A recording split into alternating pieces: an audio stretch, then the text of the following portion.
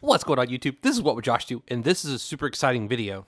This is a follow-up to the, I don't even know if I'm saying it right, Gitryin, and it's basically just these 4 little chargers here that go into a port, and then it docks in, and then you have 4 chargers, and they're retractable cables, and it's super freaking convenient.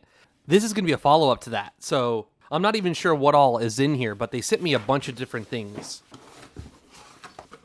So first of all, we have the actual base that makes everything work.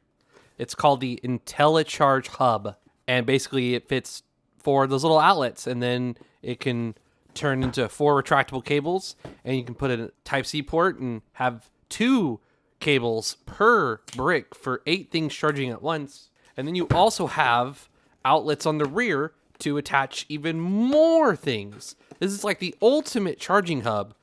This is great for businesses, schools, personal, like at home if you've got a phone, charger, laptop, and all this other stuff, and it all needs freaking charged.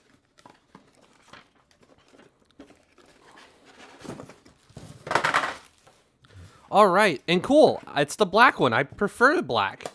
I just like that it doesn't get as dirty as easily, and it's just less loud, I guess. Not quite sure how to say that. Not sure what all is going to be in this box here.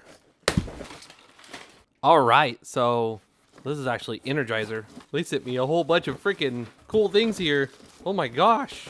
All right, so to continue with that base, we've got some things here. I'm definitely not sure what all is going to be in here, as I have not opened these. I wanted to wait for the YouTube video. So here we have a Glide Easy Charger GAN. Look at that, 65 freaking watts. And that's gonna sit inside this thing. The complaint I saw on my video of this guy was that these individual things were just 40 watts. 20 volts, 2 amps for 40 watts maximum. And this one's gonna be 65. And then we have some more of them. So we have 3, 65, 65, 65. And I'm assuming this one's going to be the 65 as well. Yes, sir. So this is very, very exciting because 40 watts is great for a phone or a tablet. But if you want to start charging bigger devices, like say laptops or power banks that charge faster, or gaming consoles such as the RG Ally X or the RG Ally or the Steam Deck, those devices can charge at either their full speed or close to their full speed using these things. So let's go ahead and pull all these out. All right, so we'll open these up. And it's pretty simple, just a 65 watt charging thing. And I do really like that it's black. I thought it was gonna be white based on the picture, but this is the black one, and it matches the charging station because it's also black. This is freaking exciting. This is awesome. And what the craziest part of this is, not only can you get these in 40 watts or 65 watts, you can also choose between having micro USB, Type-C, or Lightning. So that's super exciting.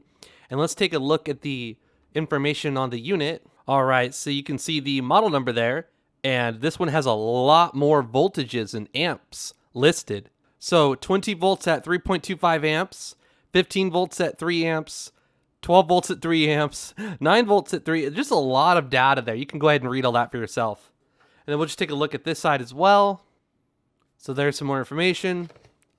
And then a close-up of the actual cable. And you also have the charging port. Now I'm curious because on the 40 watt, if you connect this cable, you can get 40 watts out, obviously. But whenever you connect a second device, it doesn't split the power. It wasn't 20-20.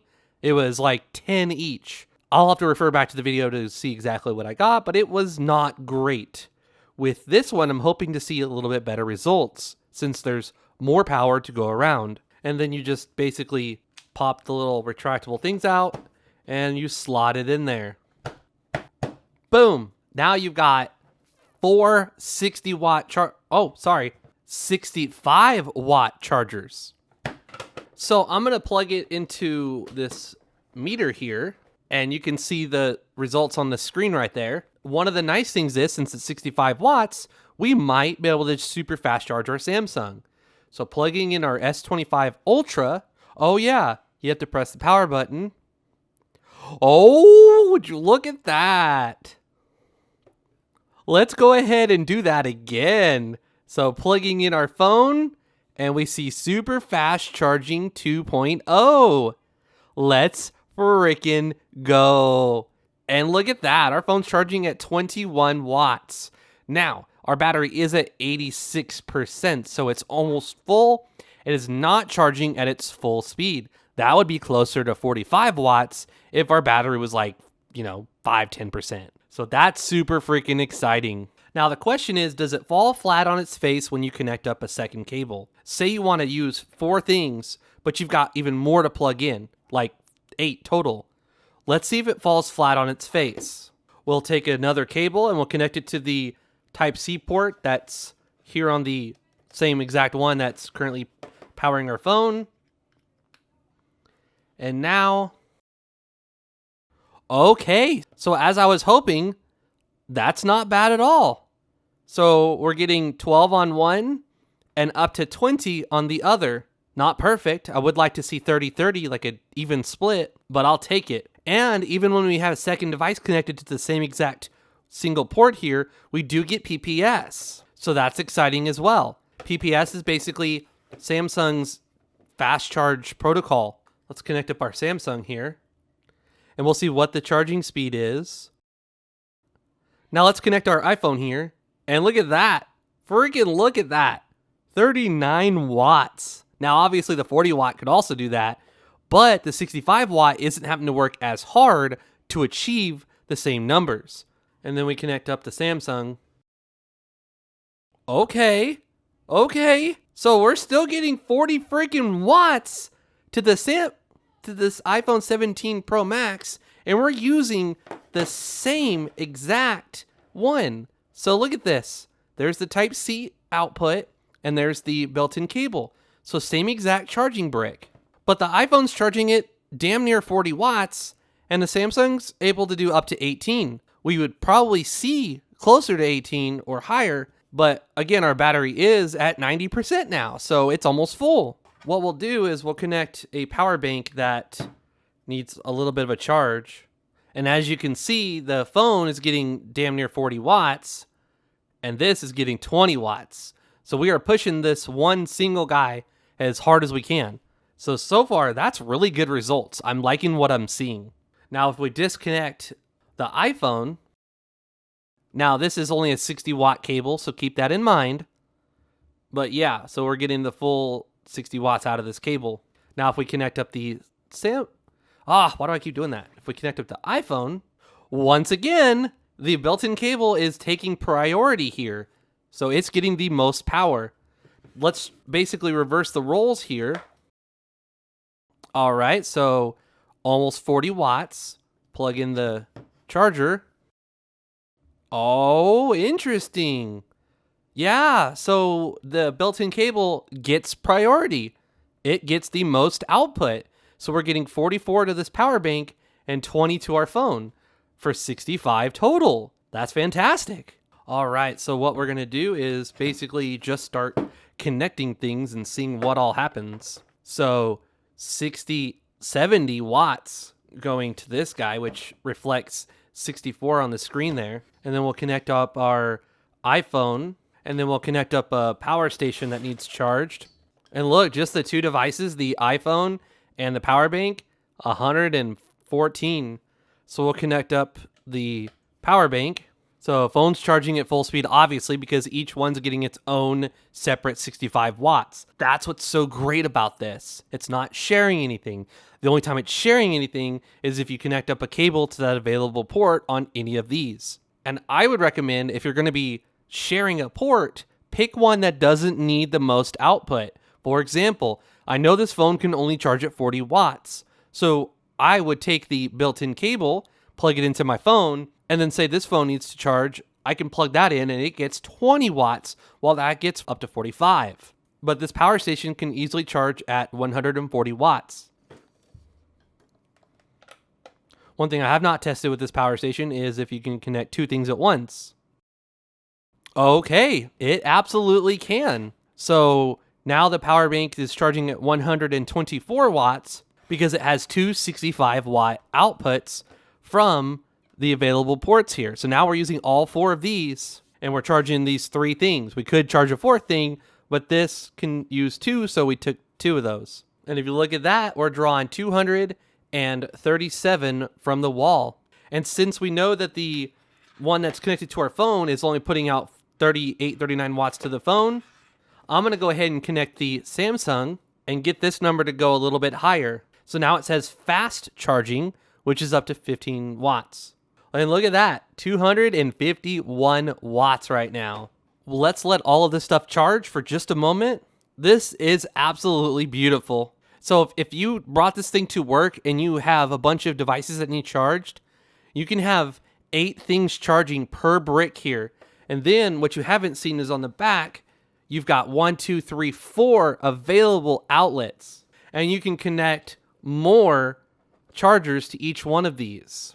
Like this right here. This is a 140 watt GAN charger through a different company. Plug that in. Now I've got even more outlets.